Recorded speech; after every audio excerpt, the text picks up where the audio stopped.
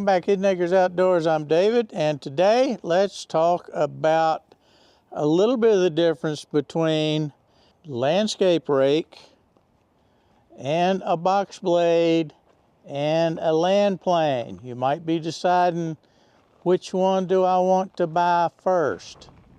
Well, let me give you some reasons to buy one over the other. To start with, I think the landscape plane is probably going to be the most expensive, but you can buy a landscape plane. Let me walk you over here, I'll show you one.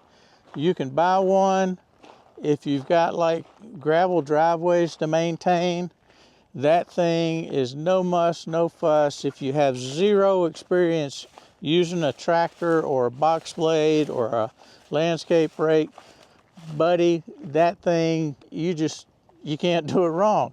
You hook it up to your 3-point attachment, you drop the sucker down, and you drive.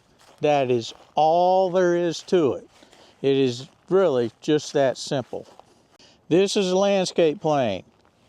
You've got 2 angled cutting blades, one in the back, one in the front, and you don't move a whole lot of material with this. Don't get fooled. A lot of people only use them for doing their gravel driveway, which is what I use mine for about 90% of the time. But if you're redoing your yard and you want to get it like pool table smooth and you're not that good with a box blade, this is the implement you're looking for. This one happens to be from Everything Attachments. I've got a video that goes over this thing in a little more detail. But this is the easiest, most simple way to maintain your gravel driveway if you're not trying to move a whole lot of material from one place to the other. This is a box blade. You can see why it's called a box blade. You've got blades on the leading edge and you have blades on the trailing edge. Now you can do a very fine job getting a pool table smooth yard or driveway or anything else with this. And if you've got lumps and humps and bumps in your driveway or your yard, this is the tool I would go with, because you can feather this thing once you get the hang of it and take as much or as little dirt as you want off of that hump and then dump it where you want it to be dumped. It takes a little bit of a learning curve, but once you get the hang of it, you can take care of business in short order with moving a lot of material from one place to the next. Today, however, we're using the landscape rake. And where a landscape rake comes in handy, you're not going to get quite as smooth a surface as you get with either the landscape plane or the box blade. But what you are going to be able to do is drag a lot of crap out of the way if you've got brush and just garbage. And you can also do quite a bit of leveling with it if you're not really concerned about how smooth it actually has to be. Like if you're not mowing it or something. Let's look at this for example. This is just what I drug out in 10 minutes time with the landscape rake on the back of this tractor. We had a couple of loads of gravel brought in, and I'm just kind of spreading that out. And this is a driveway of sorts, but it's more of a tractor slash 4-wheeler driveway. And I just wanted to get it smooth enough to where you're not bouncing your kidneys up through your spine anytime you're riding on it. And we did a little bit up here around the barn. I hope that wind's not bothering you too bad. But one of the big things you can do with a landscape plane, which we're fixing to do, that you cannot do with the other 2 implements we've covered, is you can pull this pin out and you can tilt this. And you can go pretty much about as aggressive as you'd ever want to get.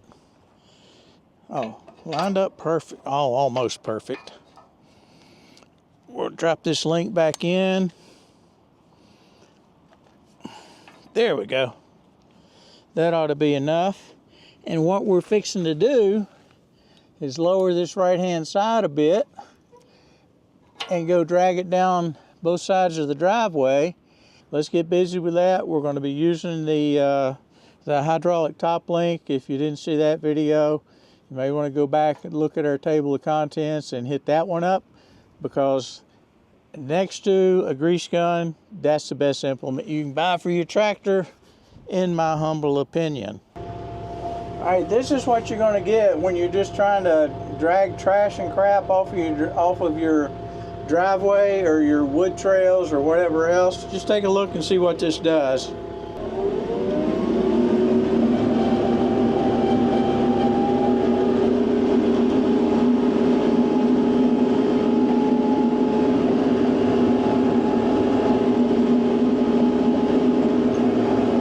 So it does basically what you would expect it to do.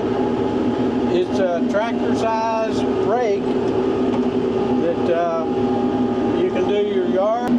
It carries material, but it does not carry as much as a box blade, but it probably does carry more than a landscape rake. If you want to move material from one point to the other, take a look at, here, let's extend this hydraulic top link out.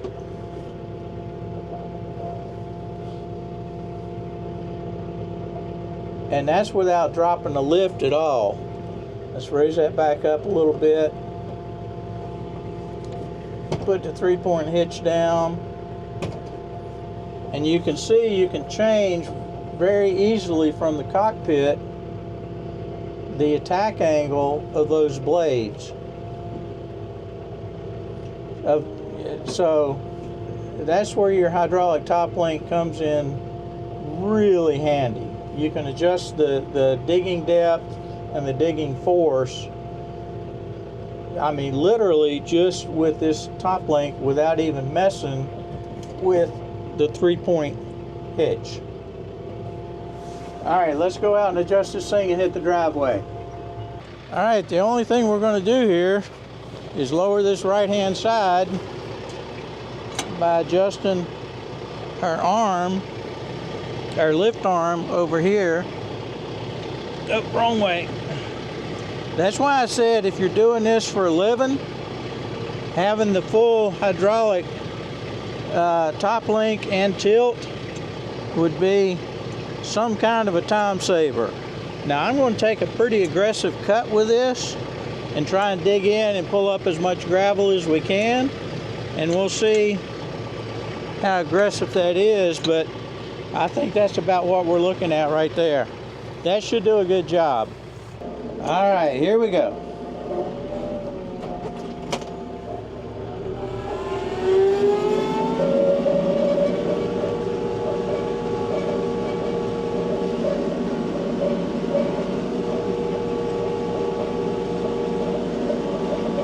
You can see how much gravel we're pulling back up from the right-hand side and moving back towards the center of the driveway.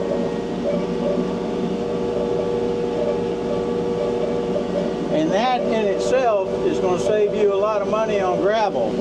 Now I'm going to have to make 2 passes and go back and clean up what's kicking out there to the side so we don't lose that.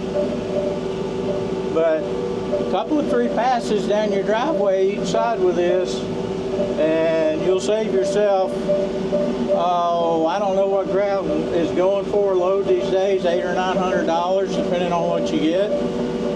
So this helps a lot, and you can see it also smooths it out quite a bit. So let's get on down the road.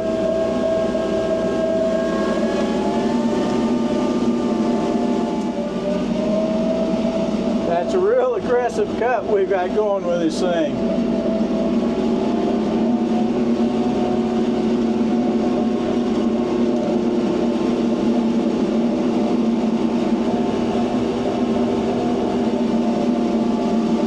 And you'll see why when we get up here to the parts of the driveway that that don't have as much gravel on them.